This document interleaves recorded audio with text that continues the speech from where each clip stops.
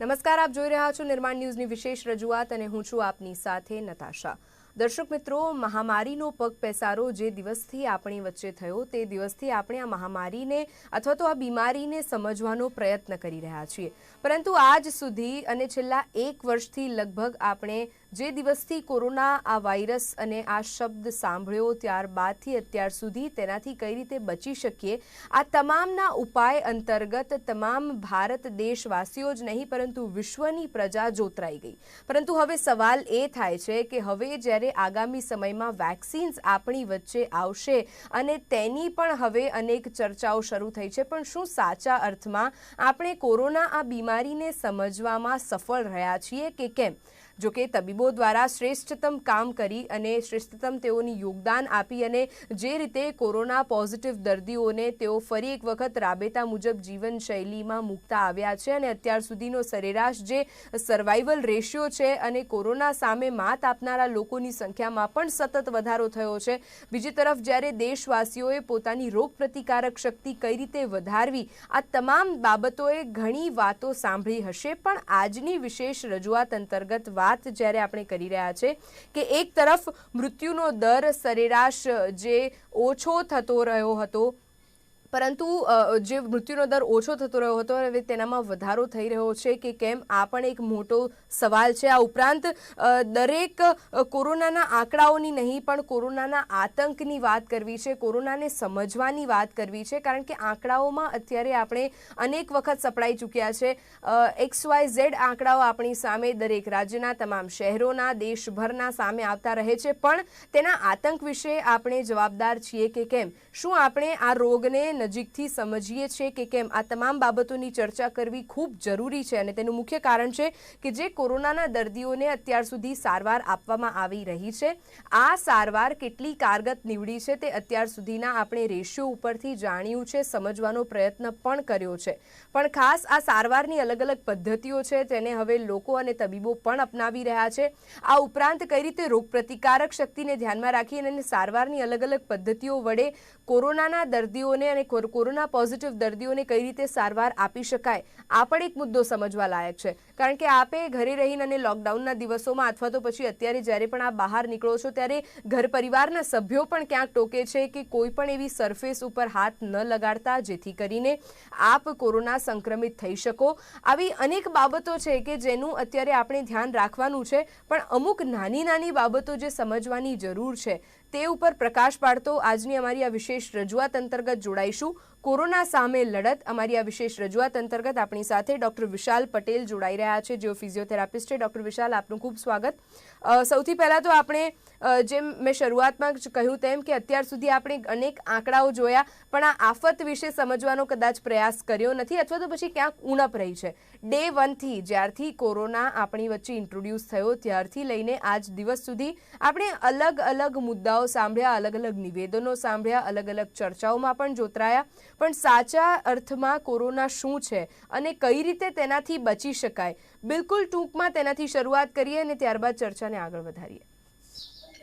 સૌપ્રથમ તો નિર્માણ ન્યૂઝનો આભાર માનું છું કે અત્યાર સુધીમાં આ રીતેના પ્રોગ્રામિંગ એમને ઓર્ગેનાઇઝ કરીને જે લોક જાગૃતિ પહોંચાડવાનો ટ્રાય કર્યો છે, સૌપ્રથમ તો એના આભારી છે કે આના ન્યૂઝના થકી આપણે બધાના સુધી પહોંચી શકીએ છીએ અને લોકોને આના વિશેના ન્યૂઝ પણ આપણે પહોંચાડી શકીએ છીએ।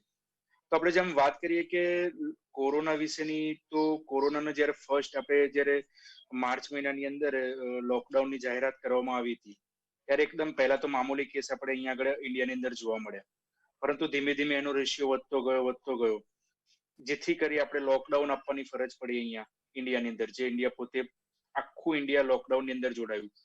આ દરમિયાન જોવા જઈએ તો કેસની સંખ્યામાં વધારો હતો અને મૃત્યુઆંક પણ એ ટાઈમે વધારે જ હતો, પરંતુ ધીમે ધીમે ટાઈમ જતો ગયો, ટ્રીટમેન્ટ ની શરૂઆત થતી ગઈ, તેમ થતા રિકવરી રેટ પણ એવો મળતો રહ્યો હતો એ ટાઈમે। પરંતુ થોડા મહિના પછી જ્યારે જરૂરત પડી અનલોકની, તો અનલોકમાં થોડો ટાઈમે જ્યારે થોડા અંતરે જોવા જઈએ ત્યારે કેસીસની અંદર ઘટાડો થવા માંડ્યો, સાથે સાથે મૃત્યુઆંકમાં પણ ઘટાડો થયો હતો।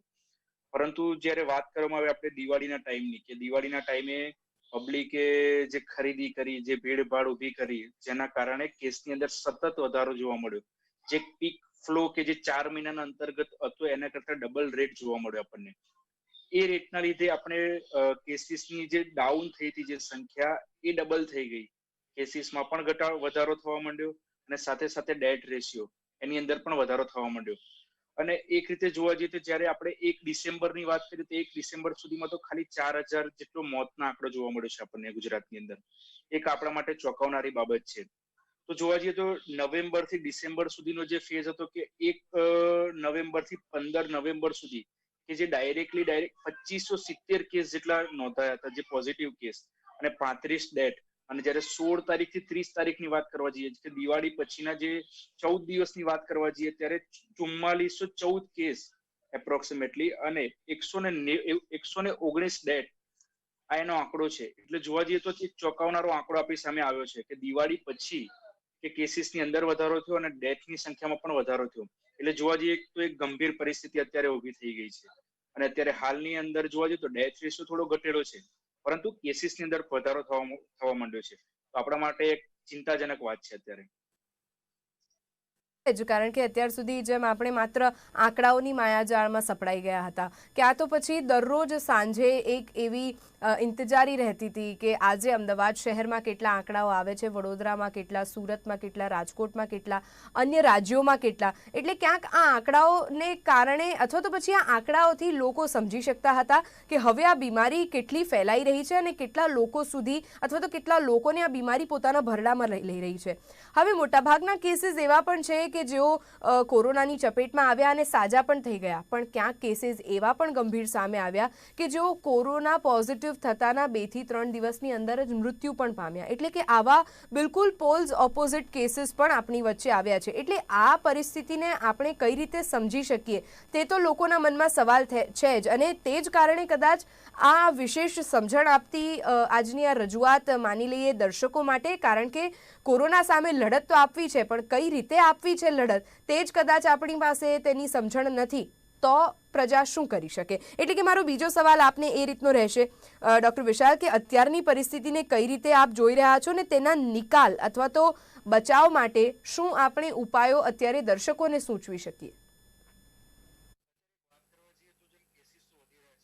પબ્લિકે અત્યારે ટોળા વળીને જે કામકાજ કર્યા છે એના જવાબદાર આપણે જોવા જઈએ તો બધા જ લોકો જવાબદાર છીએ. તો એક બાજુ પીક ફ્લો વધી રહ્યો છે, રેટ વધી રહ્યો છે, તો આના અંતર્ગત તો અત્યારે પહેલા તો સોશિયલ ડિસ્ટન્સિંગ એ બહુ જરૂરી છે. જો બને ત્યાં સુધી ટોળામાં ના ઉભા રહેવું જોઈએ. માસ્કનો વારંવાર, સેનેટાઈઝરનો જે આપણે ઉપયોગ જે કહેવામાં આવ્યો છે એ તો કરવો જ જોઈએ. બીજી વસ્તુ કે અત્યારે જે રીતે રેટ વધી રહ્યો છે, તો જો અત્યારે નોર્મલ શિયાળાની સિઝન પણ ચાલુ થઈ ચૂકી છે, એટલે ઠંડીનો ફ્લો વધશે, બીમારી, શરદી, ખાંસી, તાવ આ નોર્મલ બીમારી પણ વધવાની છે. સાથે સાથે તો અત્યારે જોવા જઈએ તો કેર લેવી એટલી જ ઇમ્પોર્ટન્ટ છે કે અત્યારે જેટલી કેર લઈશું આપણે એટલી જ આપણા માટે સારું છે અને આપણા સ્વાસ્થ્ય માટે સારું છે. અત્યારે શરદી, ખાંસી અને તાવના જેમ ઓપીડીના કેસીસ જે રીતેના હોય એમાં પણ અત્યારે વધારો જોવા મળ્યો છે, જેના કારણે કોરોનાનું સંક્રમણ થવું, જે રોગ પ્રતિકારક શક્તિ ડાઉન થઈ જવી, એ વસ્તુ પણ ખાસી અત્યારે જોવા મળી છે, જેના લીધે અત્યારે કેસીસ વધી રહ્યા છે. તો સૌપ્રથમ આપણે ઘરેલું ઉપચાર જે છે કે જે આપણે સવારે ઉઠીને ગરમ પાણી પીએ છીએ, આ છે તે છે, એ બીજા ત્રીજા ઘરેલું ઉપચાર તો આપણે જે કર્યા છે એ તો રેગ્યુલર ચાલુ રાખવાના છે. જોડે જોડે કસરત કે જે નોર્મલ આપણી રૂટીન લાઈફમાં સવાર સાંજ જો 2 ટાઈમ આનો ઉમેરો કરવામાં આવે તો આપણે ઇમ્યુનિટી પાવર પણ આપણે વધારી શકીએ છીએ. જ્યારે ઘરડા લોકોની વાત કરવા જઈએ કે એજ 50 પછી જેની વાત છે, તો 50 વર્ષથી ઉપરના લોકોને પણ ખાસ સાચવવાનું છે આની અંદર, કેમ કે એ લોકોની ઇમ્યુનિટી સિસ્ટમ પણ ડાઉન હોય છે અને આ કોરોનાનું સંક્રમણ ફેલાવવાનું જે રીતે વધી રહ્યું છે એ મુજબ અને ફેફસાની અંદર જે અત્યારે ન્યુમોનિયા, નોર્મલ જે આપણે સાદા પહેલા જે ન્યુમોનિયા એવી તકલીફ થતી હતી, એવા લોકોને ખાસ ધ્યાન રાખવાનું છે કે જો ન્યુમોનિયાની તમને અસર જો પહેલા પણ એ રીતની રહેતી હોય તો એ લોકોએ સૌથી વધારે કેર, સાવચેતી રાખી ઘરે રહેવાની સૌથી વધારે જરૂર છે. અને આવા કેસીસની અંદર જો દર્દીને કોઈ પણ જાતની બીમારી હોય, રોગ હોય, તો એવા લોકોને ખાસ સાચવવાનું છે, કેમ કે એમની ઇમ્યુન સિસ્ટમ ડાઉન થશે તો કોરોના નો સંક્રમણનો ચેપ લાગવાનો સૌથી વધારે રહેલો છે એ લોકો ઉપર. આપણે આપના છેલ્લા નિવેદનને એક સરેરાશ જો વાગોળીએ સરેરાશ રીતે તો એ મતલબ થાય છે કે કોરોનાની મનુષ્ય શરીર પર અસર જે થાય છે તે સૌથી પહેલી અને સૌથી વધારે તેની રોગ પ્રતિકારક શક્તિ ઉપર થાય છે.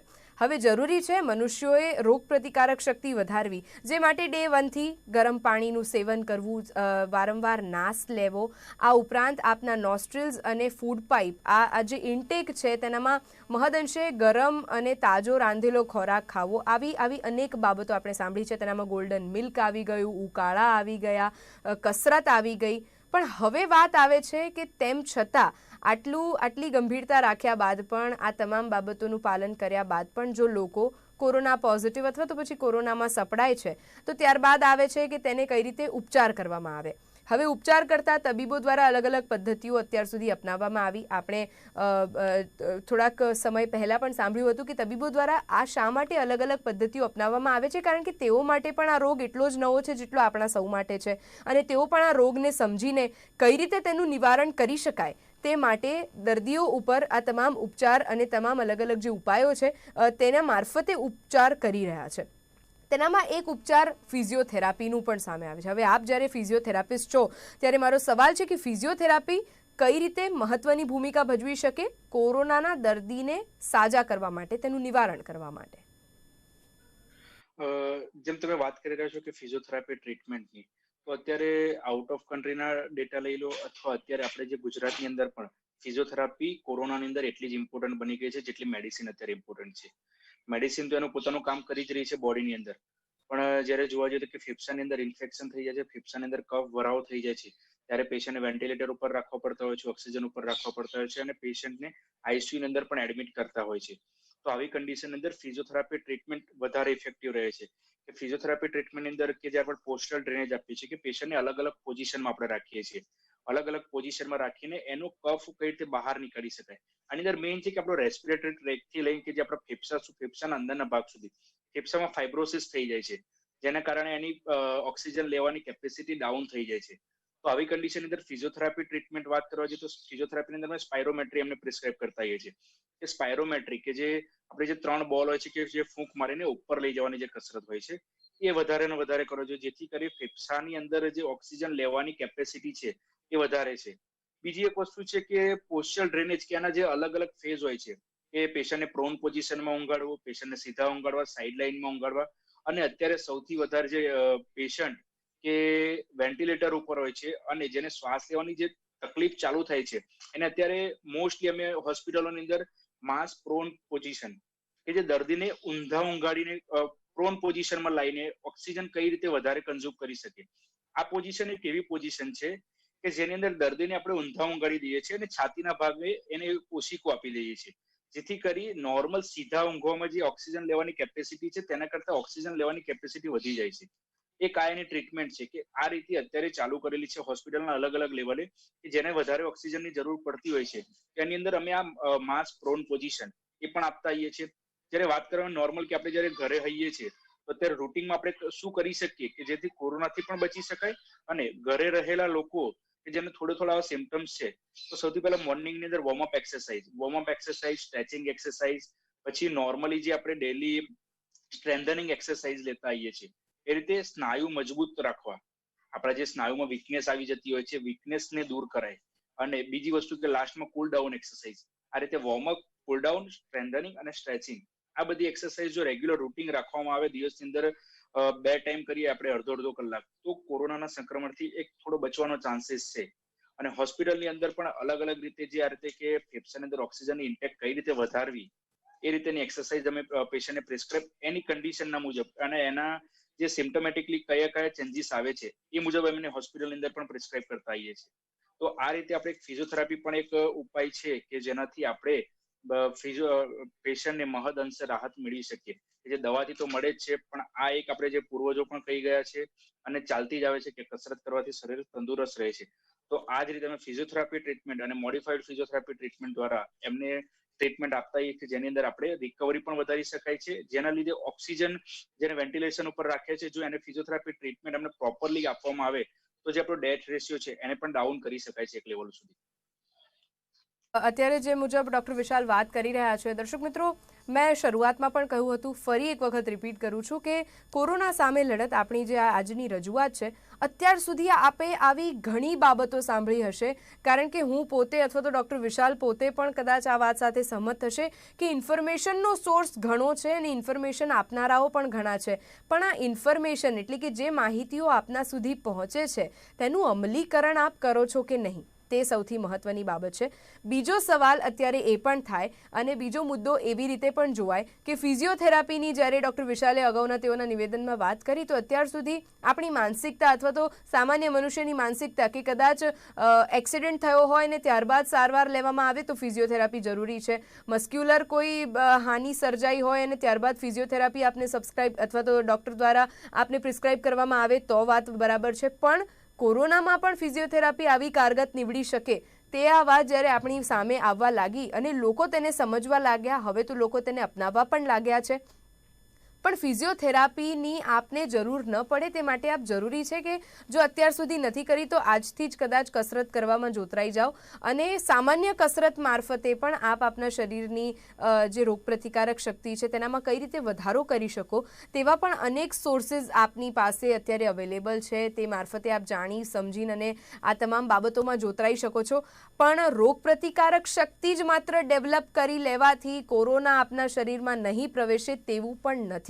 માની લઈએ અત્યારે આપણે કે એક વ્યક્તિની રોગપ્રતિકારક શક્તિ સારી છે ડૉક્ટર વિશાલ, પણ તેમ છતાં જો તેના ફેફસા નબળા છે અને ફેફસામાં જઈને અને આ વાયરસ ઘર કરી જાય છે અને ત્યાં ઇન્ફેક્શન વધતું જાય છે, એટલે લંગ ઇન્ફેક્શન વધી જવાને કારણે આ વાયરસ જે છે શરીરમાં એન્ટર થયા પછી લીથલ રૂપ એટલે કે ઘાતક પરિણામો પણ સામે લાવી શકે છે. તો આવી પરિસ્થિતિમાં એવા પણ અનેક કિસ્સાઓ જેમ મેં શરૂઆતમાં અને અગાઉ પણ કહ્યું હતું તેમ કે ઘણા વાયરસ ઇન્ફેક્ટેડ પોઝિટિવ લોકો એવા પણ હતા કે આજે રિપોર્ટ પોઝિટિવ આવ્યો અને 3 દિવસમાં તેઓનું મોત નીપજ્યું. તો આવી પરિસ્થિતિ કદાચ આપણે ફેફસાના ઇન્ફેક્શનને જ દોષ આપી શકીશું? ના, માત્ર ફેફસાના ઇન્ફેક્શનથી આ વસ્તુ થાય છે એ વસ્તુ નથી. સૌથી પ્રથમ વાત કરીએ તો શરદી ખાંસી તાવ અનેક સામાન્ય લક્ષણમાં છે, પરંતુ શ્વાસ લેવામાં તકલીફ પડવી આ એક એનું ગંભીર કારણ છે. અમુક દર્દીની અંદર સામાન્ય રીતે લક્ષણ જોવા મળે છે અને અત્યારે આપણે જોયું છે કે દર્દીને લક્ષણ જોવા મળતા નથી અને પોઝિટિવ આવે છે. મીન્સ કે તમારી ઇમ્યુન સિસ્ટમ સારી હશે તો તમને એક ટાઈમ વાયરસ લાગવાના ચાન્સીસ તો ખરા. એવું નથી કે ઇમ્યુન સિસ્ટમ સારી છે, આપણી મજબૂત છે કે આપણે ગમે ત્યાં ફરીશું આ છે તે છે તો આપણને નહીં લાગે. ઇમ્યુન સિસ્ટમ સારી છે તો પણ ચાન્સીસ તો ખરા, પરંતુ જ્યારે સૌથી વધારે ઓલ્ડ એજ ની વાત કરીએ અથવા ઇમ્યુન સિસ્ટમ ડાઉન છે તો ડાયરેક્ટ આપણા રેસ્પિરેટરી ટ્રેક ઉપર અટેક કરે છે. એના બેક્ટેરિયા અંદર ઇન્ક્યુબેશન પીરિયડના 7 દિવસની અંદર એ ફેફસા સુધી પહોંચી જતા હોય છે. જ્યારે ફેફસાની અંદર એન્ટર થઈ જાય છે ત્યારે તે પોતાના એક વાયરસમાંથી બીજો વાયરસ મીન્સ કે એકમાંથી ડબલ એમ કરતા કરતા ફેફસાના લોઅર લોબથી લઈને અપર લોબ સુધી એનું ઇન્ફેક્શન ફેલાવતા હોય છે. તો આ રીતે આ થવાના કારણે શું થાય છે કે પેશન્ટ જે નોર્મલી રૂટીન ઓક્સિજન અંદર લેવાની શક્તિ અને બહાર લેવાની શક્તિ એ પહેલા ડાઉન કરી નાખશે. મીન્સ કે તમે જયારે શ્વાસ લો છો ત્યારે તમને થોડુંક દબાણ અનુભવશો, મીન્સ કે દબાણ છાતી ઉપર થોડું ભાર લાગતો હોય એ રીતેની કન્ડિશન થશે. ફેફસાની સાથે સાથે આ વાયરસના ઇફેક્ટના કારણે મગજ ઉપર પણ એટલી ઇફેક્ટ જોવા મળી છે. અત્યારે કેસીસની અંદર બેલ્સ પાલ્સી આ એક છે કે જેની અંદર મોઢાના જે મસલ્સ મીન્સ કે મોઢું ફરી જવું લાઈક પેરાલિસિસ ની અંદર જે એક સાઈડનું પેરાલિસિસ આખું થઈ જાય છે, એવી જ રીતે અત્યારે નવી જે લેર ચાલુ થઈ એની અંદર બ્રેઇન ઉપર પણ એટલી ઇફેક્ટ થાય છે જેના લીધે બેલ્સ પાલ્સી આ એક કોમન જોવા મળે છે સિમ્ટમેટિક ની અંદર. પેશન્ટની અંદર જ્યારે ફેફસાની કેપેસિટી ડાઉન થઈ જશે ત્યારે પેશન્ટની વર્ક કરવાની કેપેસિટી એક ડાઉન થઈ જશે, અને જ્યારે પેશન્ટ વર્ક કરવાની કેપેસિટી ડાઉન થઈ જશે ત્યારે એની મસ્ક્યુલર કેપેસિટી ડાઉન થઈ જશે. મીન્સ કે મસલ્સની જે નોર્મલ કેપેસિટી છે તે લો થઈ જશે, પેશન્ટ વર્ક નહીં કરી શકે. જ્યારે પેશન્ટના મસ્ક્યુલર કેપેસિટી લો થઈ જશે એટલે મસલ્સની વીકનેસ એ ક્રિએટ થાય છે. જ્યારે મસલ્સની વીકનેસ ક્રિએટ થશે એટલે કે મીન્સ કે એના હાર્ટના મસલ્સ અને લંગની સરાઉન્ડિંગ જે મસલ છે એ પણ વીક થઈ જશે. જો આ બધી કન્ડિશન એક સાથે જો પેશન્ટની અંદર જોવામાં આવે જ્યારે એનું સંક્રમણ થઈ ગયું છે ને એક સાથે આપણે ખબર પડે કે 7-8 દિવસે કે આપણે ઓલરેડી સીટી સ્કેન ને જે કરાવીએ છીએ જેના લીધે કે અંદર આપણે બેક્ટેરિયા ટોટલી લંગ્સની અંદર ઘર કરી ગયા છે, ત્યારે આવા કેસીસની અંદર ડેથ રેશિયો વધવાના ચાન્સીસ છે. તો સૌપ્રથમ આપણને જ્યારે નોર્મલી શ્વાસ લેવામાં નોર્મલી તકલીફ પડતી હોય, અત્યારે કેવું છે કે શિયાળાની સિઝન છે તો શરદી ખાંસી તો રહેવાની છે કે આપણને શ્વાસ લેવામાં થોડી તકલીફ પડતી હોય છે. આવી કન્ડિશન અંદર જો આપણે બ્રીથિંગ એક્સરસાઇઝ નોર્મલી રૂટીનની અંદર પણ જો બ્રીથિંગ એક્સરસાઇઝ લેવામાં આવે તો આપણને સૌથી વધારે સારું કારગર સાબિત કરી શકે છે. તો બ્રીધિંગ એક્સરસાઇઝ નોર્મલી ચાલુ રાખવી જોઈએ. પાસે ઘણા બધા છે પણ ક્યાંક સમય પણ ઓછો પડતો હોય છે. મારો વધુ એક સવાલ ડૉક્ટર વિશાલ આપને એ પણ રહેશે કે ફિઝિયોથેરાપીની એવી કોઈ ખાસ પદ્ધતિ કે જે ઘરે બેઠા અત્યારે દર્દીઓ કરી શકે, કારણ કે હોમ આઇસોલેશનમાં પણ ઘણા બધા દર્દીઓ છે. તમામ દર્દી જરૂરી નથી કે હોસ્પિટલમાં જ સારવાર લઈ રહ્યા છે, એટલે કે હોમ આઇસોલેશનમાં જે દર્દીઓ છે કદાચ આ કાર્યક્રમ તેઓ સુધી પહોંચે છે તો તેઓ પણ અત્યારે ફિઝિયોથેરાપીની એવી કોઈ કસરત અથવા તો એવી કોઈ એક્શન્સ કે જે અત્યારે આપ પ્રિસ્ક્રાઇબ કરી શકો કે જે દર્દીઓ ઘરે બેસીને અને કરી શકે જેનાથી તેમને ફાયદો થાય. જરૂરથી અત્યારે હોમ આઇસોલેશન એક જરૂરી ઇમ્પોર્ટન્ટ વસ્તુ બન્યું છે કે અત્યારે હોસ્પિટલમાં બેડ ખાલી નથી જોવા મળતા, હોસ્પિટલો પેક જોવા મળે છે.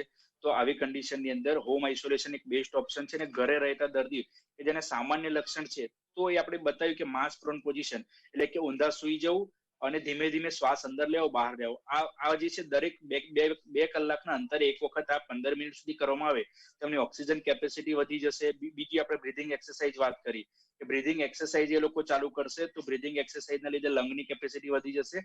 આપણે સ્ટ્રેન્થનિંગ એક્સરસાઇઝ કે જે ઘરે વોર્મઅપ એક્સરસાઇઝ ને કુલ ડાઉન એક્સરસાઇઝ જો આ એક્સરસાઇઝ કરશે તો એના લંગ્સ એન્ડ જે મસલ્સની કેપેસિટી છે વધારી શકશે. જો ઘરે બેઠા બેઠા તમે આ વસ્તુ અને સ્પાયરોમેટ્રી સાથે રાખો, જો દિવસમાં 2-3 કલાકના એક અંતરે જો સ્પાયરોમેટ્રી પણ 5-10 મિનિટ પરફોર્મ કરવામાં આવશે તો લંગની કેપેસિટી વધશે, બ્રેન એક્ટિવ રહેશે, મસલ્સ એક્ટિવ રહેશે. તો મસલ્સમાં સ્ટીફનેસ અને મસલ્સ પેઇન નહીં રહે. તો ઘરે રહેવાથી આ વસ્તુ કરવાથી તમને બેનિફિટ્સ જરૂર થશે.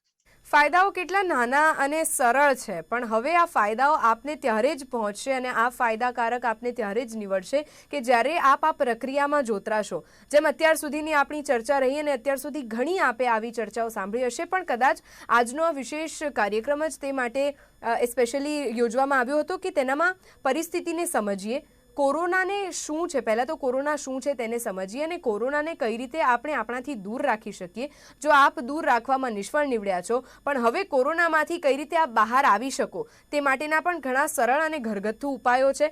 આ ઉપરાંત જો આપ હોમ આઇસોલેશનમાં છો, કારણ કે અત્યારની પરિસ્થિતિ આપણને સૌને ખબર છે, ખાસ કરી ગુજરાત રાજ્યમાં કે જેમ સેકન્ડ વેવ શરૂ થઈ અને પરિસ્થિતિ વણસતી ગઈ, તો આ પરિસ્થિતિ કોના કારણે વણસી? શું આપણે તે બાબતે વિચાર કર્યો? હવે જો અત્યાર સુધી વિચાર નથી કર્યો તો આજથી જ વિચાર કરીએ, કારણ કે નો ડાઉટ વેક્સિન્સ આપણા સુધી પહોંચશે, પણ આ વેક્સિન્સ આપણી વચ્ચે આવે અને તમારા સુધી આ વેક્સિન પહોંચે ત્યાં સુધી તો સાવચેતી અને નિયમોનું પાલન, વારંવાર હાથ ધોવું, સામાજિક અંતર જાળવવું અને મોઢા પર માસ્ક અવશ્ય પહેરવું, તે આપને કોરોનાથી રક્ષણ આપતા અત્યારે આ 3 મહત્વના આધારસ્તંભ છે. આ આધારસ્તંભ ઉપર આપ કઈ રીતે આગળ વધો છો તે હવે આપની જવાબદારી છે અને જો આપ જવાબદાર છો તો આપના જેવા અનેક જવાબદાર બને તેવી અત્યારે આશા સેવીશું. ડૉક્ટર વિશાલ, આપનો ખૂબ આભાર, કારણ કે આ સમજણ આપવી આ તકે ઘણી જરૂરી હતી અને આપ અમારી સાથે ચર્ચામાં જોડાયા તે બદલ. દર્શક મિત્રો, કોરોના સામે લડત આપતા જ રહેવાનું છે, વેક્સિન આવે અને આવ્યા બાદ પણ. આજની અમારી આ વિશેષ રજૂઆત અંતર્ગત હાલ બસ આટલું જ. ઘણા બધા મુદ્દાઓની સાથે અમે આપની સમક્ષ ઉપસ્થિત થતા જ રહીશું. ત્યાં સુધી મને આપશો રજા. નમસ્કાર.